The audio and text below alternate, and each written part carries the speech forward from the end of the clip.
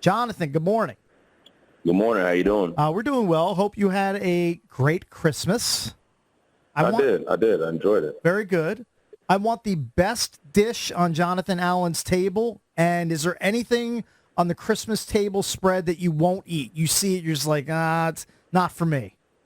I'm simple, man. I'm a mac and cheese dressing kind of guy. And, I'm not a big pumpkin pie, sweet potato pie. It's not worth it to me. Okay, good. All right. What is your dessert of choice? Yeah, what's your go-to?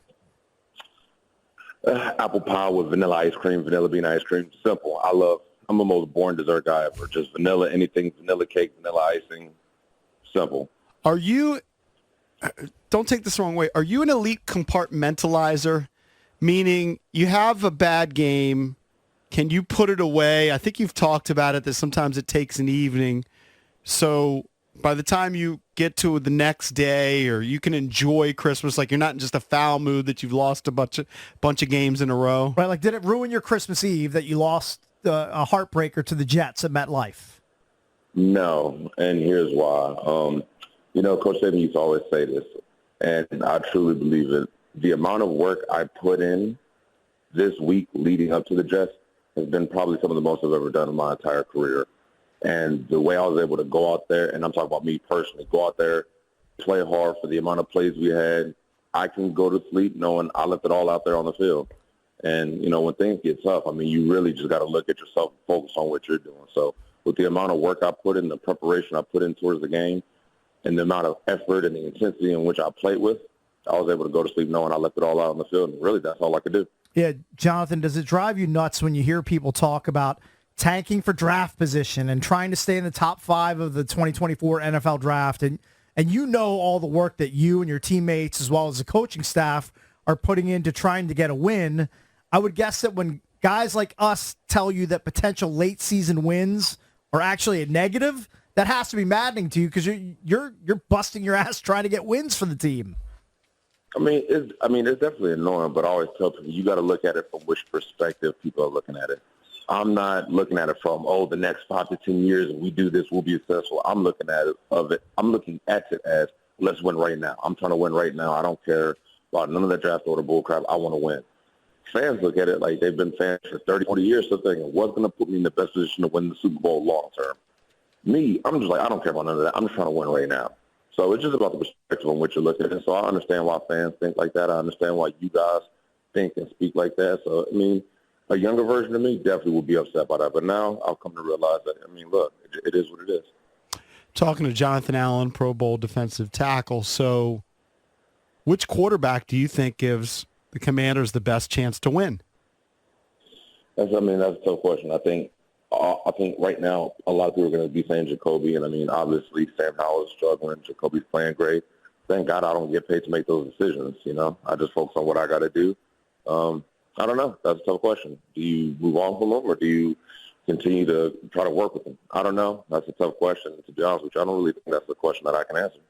You're a guy who's started your whole career. You've been a star every stage of your life, from high school to college to the pros.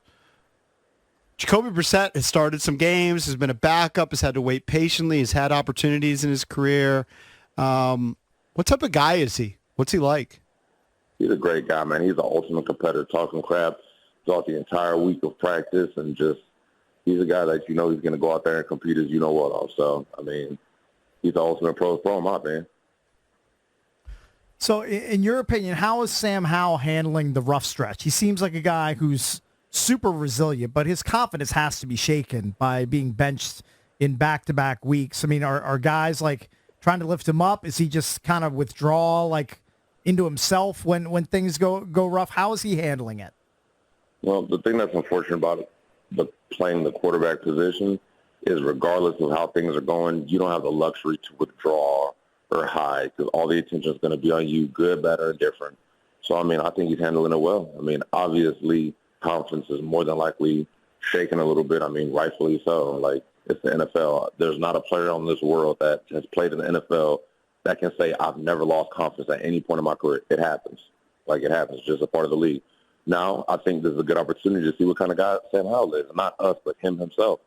I'm a firm believer of you don't really truly learn what kind of person you are and how much you've grown until you start going through some stuff like this. So I think this is a good opportunity for him to come out of it and, make it a better player and a better person. And when he starts to have the success, he can look back at times like this and pull from it as motivation as to why you never stop working when things are up, So have you ever seen I'm sorry. Go ahead. Have you ever seen Sam in the locker room just throw something across the room in frustration, or he just seems like he's very even keel, whether he had a great game or a poor game like he's had in the last few? Yeah, no, for sure. I haven't seen him have, random outbursts in the locker room, but you can definitely tell he cares not only with his demeanor, but how he works. You could just tell how he carries himself that he's not going to be satisfied until he starts playing better. So, look, I'm looking forward to seeing what he can do. Talking to Jonathan Allen, Commanders, of course, have been on a losing streak, finished the season with the Niners and Cowboys. You got to watch the Niners last night, or how much of the Niners did you watch last night? I watched it until about the third quarter. What were your takeaways? I think Baltimore was just the more physical team. The tough part about the NFL is you got to bring a week in, a week out, and especially when you're a team like the 49ers, you're going to get everybody's best. So, I don't know how the week of preparation was. Obviously, I wasn't there, but it just looks like Baltimore was the more physical team that game. So you got the Niners next. There are obviously questions at quarterback. The defense has struggled. Niners, Cowboys to close out the season. What's it like kind of day-to-day with everything swirling, like rumors with Ron Rivera as the head coach, moving on? What's it like for you? Do you just put your head down and do your job? Well, like I told the guys, I said when teams around the league turn on the tape, they're not going to know what was going on in the building. They're not going to know your record. They're not going to know what's been going on with the team. All they're going to see is what you put out there on film. So regardless of the situation, I've always told myself that I'm going to be proud of what I put out there on the film. And at this point in time, every man has to look at themselves and, figure out what they're going to do. And I think the common misconception is people think, is the team going to quit?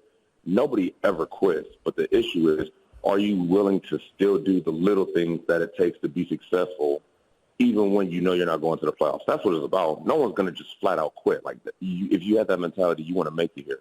But are you going to do the little extra film session? Are you going to do the little extra cardio? Those are the little things that help you be successful on Sunday, that when you're not playing for the playoffs, it's does it really matter? Yes, it does. So, again, every player's got to answer that question for himself. I know what I'm going to do, and all of us, I know I'm going to go out there and play with tremendous energy and try to give somebody a hard day. Jonathan, a guy who's taken advantage of some opportunities of late is rookie Chris Rodriguez, the running back, with Brian Robinson dealing with the hamstring injury. He's been out the past few games. He's gotten 10 carries in each of the last two games. He almost had 60 yards rushing against the Jets, found the end zone twice. So that's a guy who's, hasn't had a lot of playing time throughout the year, but when he gets it, especially lately, he's been showing some signs of promise. Yeah, no, exactly. In the NFL, you're not guaranteed an opportunity. And I feel like that's the hardest thing that a lot of players have to realize in the NFL is just because you make it to the NFL doesn't mean you're going to be given an opportunity to showcase what you can do, fair or unfair. So when you do get that opportunity, regardless of how unfair that opportunity may seem, you got to take it. He's done just. All right, Jonathan, appreciate the time as always. We'll talk to you next week. Of course, appreciate it. Yeah, man. It's Jonathan Allen, Commanders defensive tackle, presented by Main Street Bank. Cheer local, bank local. Put their team in your office. Visit mstreetbank.com for more information. They got a tough, next two games to close out the season against the Cowboys and the 49ers. Both of those teams jockeying for playoff positioning in the NFC playoff race. And, the Commanders just playing out the string. Here's the thing about the interviews with Jonathan Allen. I love having him on. Mm-hmm. It gets tougher and tougher when they lose week after week after week after week. Just piling up. Because he's not going to throw other, you have to ask the Sam Howell questions. You have to ask the Sam Howell questions. He's a team captain. He's not going to. He's not going to throw him under the bus. Even if you said, who would you prefer, Jacoby Brissett or Sam Howell? He's not going to say that. Mm-hmm. And then the defense, He's a good player. He's made Pro Bowls. Mm-hmm. They're dead last in yardage. They're dead last in points per game. What can he say at this point? It's tough. It's tough talking to him. And then, like, do people want you guys to insult him to his face? Maybe he's like a friend of ours now. Do I really want to just pile on him for letting a team as bad as the Jets go up and down the field on them in the first half and put up 27 points in a half? You know, a team that struggles to score like 13 or 14 points per game. You know, now, part of that was, and this has been part of the problem, I think I asked him a question about complimentary football a week or two ago. Part of it is the offense is putting the defense in bad spots. When your offense is committing turnovers, when your offense has 3 and outs all the time, when your quarterback is going 6 for 22, it's hard for your defense to step up. By the way, I feel like complimentary football is a term that was invented like 5 or 6 years ago, and now every commentator in every single game has to drop complimentary football, or they're not doing their job correctly. But is it not valid?